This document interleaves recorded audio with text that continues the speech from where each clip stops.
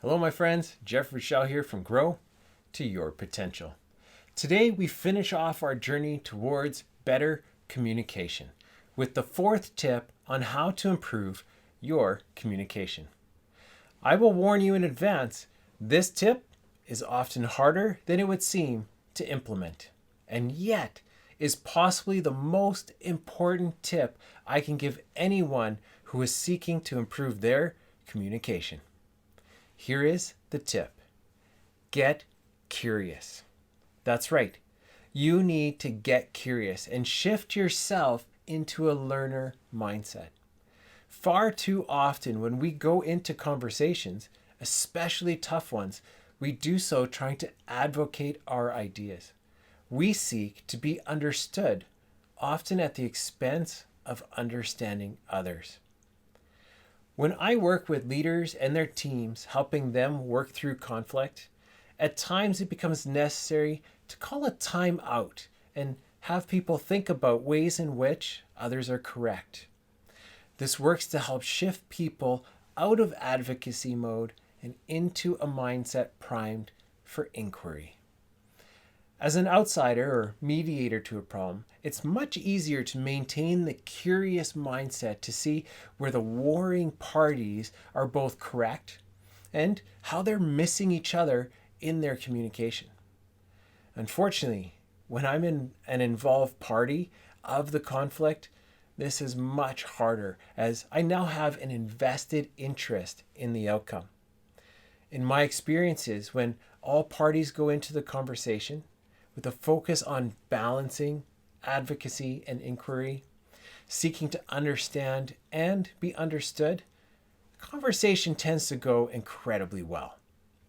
There may still be tense moments, but the openness to ideas of others and adjusting the way we think and see things allows the conversation to keep moving forward to find that win-win solution, or at least a common understanding that helps them move forward together.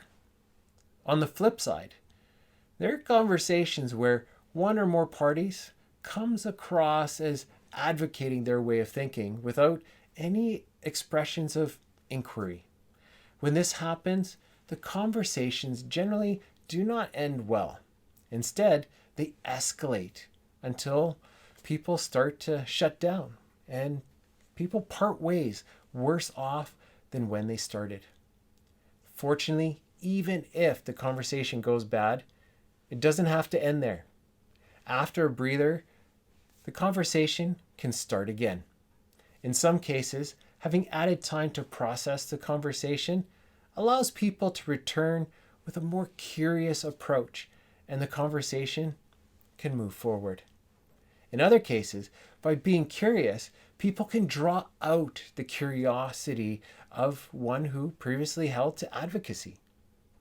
And in some cases, it's a matter of calling the person out, letting them know that what's being perceived is an unwillingness to understand or acknowledge that there is an alternative way of thinking or way of seeing what's transpiring.